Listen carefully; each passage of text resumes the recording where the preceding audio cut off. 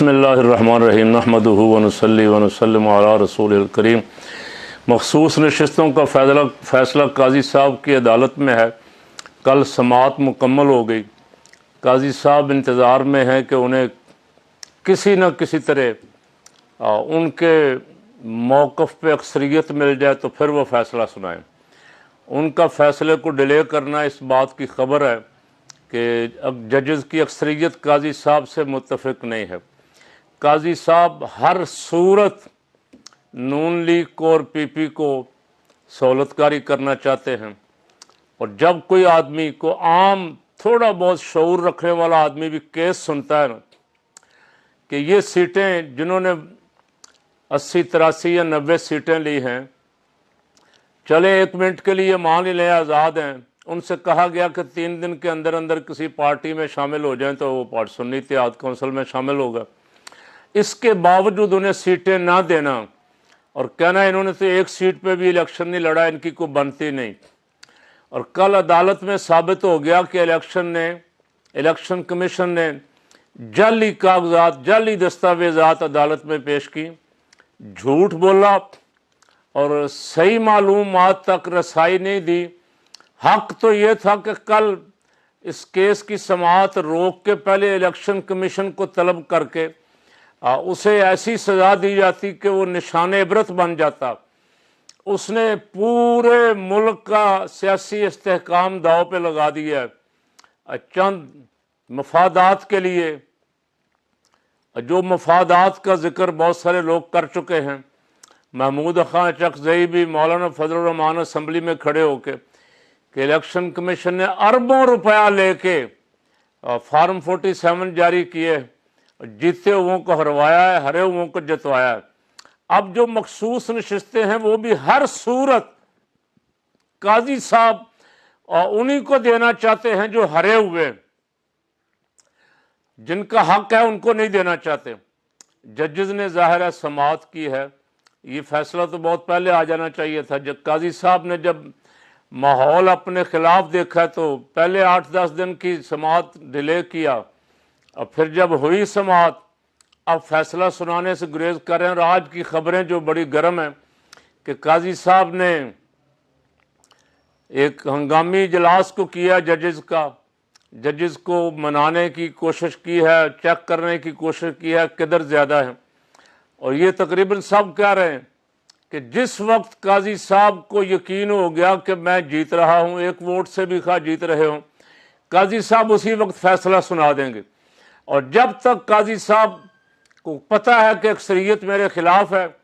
काजी साहब उस वक्त तक केस रोक के बैठे रहेंगे। आज की मीटिंग के बाद अभी तक मीडिया इंतज़ार कर रहा है कि काजी साहब कब इसका फैसला सुनाते हैं।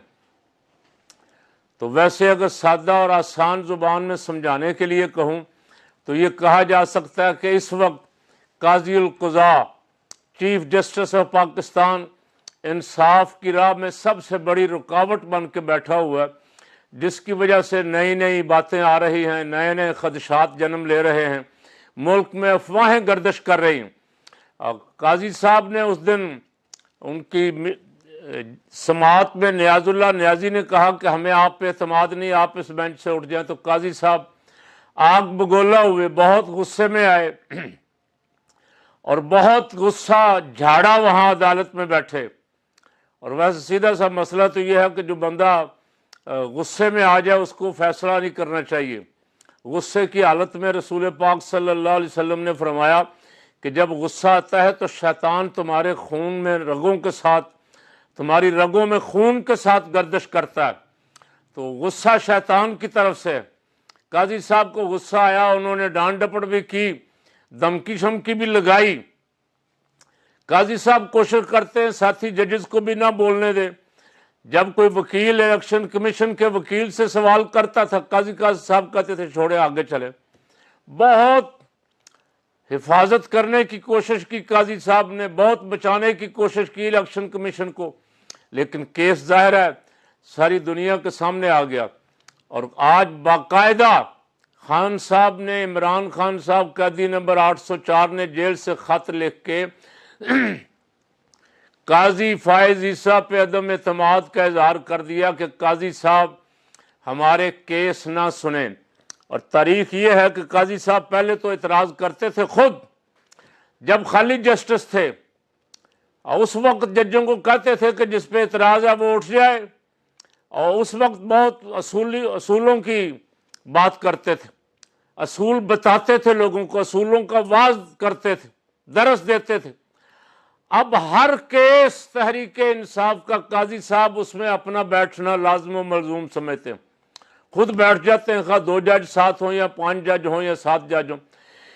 قاضی صاحب آپ پہ اعتراض ہے تحریک انصاف والوں کو، دبے لفظوں میں تو وہ پہلے بھی کہہ رہے ہیں، آپ کے سامنے بھی کہہ چکے۔ آج عمران خان نے بھی جیل سے خط لکھ دیا کہ ہمیں اس جج پہ اعتبار نہیں، اب اصولی طور پہ آپ کا بینچوں میں بیٹھنا بنتا نہیں ہے، اب آپ کو چاہیے کہ آپ ان بینچوں سے اٹھ جائیں اور حق اور انصاف کا فیصلہ اپنے دیگر ساتھی ججز صاحبان کو، اگر آپ کو ان پہ اعتماد ہے، ویسے آپ کو کسی پہ اعتماد تو ہے نہیں، اس لیے کہ آپ باقی ججوں کے فیصلے کو نہیں مانتے، آپ اپنے پہلے سینئر ججوں کے فیصلوں کو بھی کہتے ہیں میں ان کا پابند نہیں ہوں، آپ صرف اپنی ذات میں گم ہیں، آپ کی انا، آپ کی ایگو بہت بڑی ہے، جب تک یہ رہے گی فیصلے انصاف پہ مبنی نہیں ہو سکیں گے۔ اس لیے آپ اس وقت ساری قوم پریشانی کے گرداب میں ہے کہ کیا فیصلہ، عدالتوں کی طرف دیکھ رہی، اور آپ فیصلہ روک کے بیٹھے ہوئے ہیں، جدھر آپ کے ججز کی اکثریت ہے فیصلہ ہونے دیں، جن کی سیٹیں ہیں ان کو حق لینے دیں، اور عوام نے جو فیصلہ کیا ہے، عوام نے فیصلہ تو 45 میں دیا تھا، حکومت 47 والوں کو مل گئی، اور اب 47 والوں کی حفاظت کے لیے آپ کی خواہش یہ ہے کہ عدالتیں ان کی حفاظت کریں، ان کا دھوکہ، جعل سازی، فراڈ جو ہے اس کی حفاظت کریں۔ تو الحمدللہ آپ کی یہ خواہش جو ہے، چونکہ یہ مبنی بر انصاف نہیں ہے، اس لیے یہ پوری ہوتی نظر نہیں آتی کہ بہت سارے آپ کے ساتھی ججز کھڑے ہو گئے۔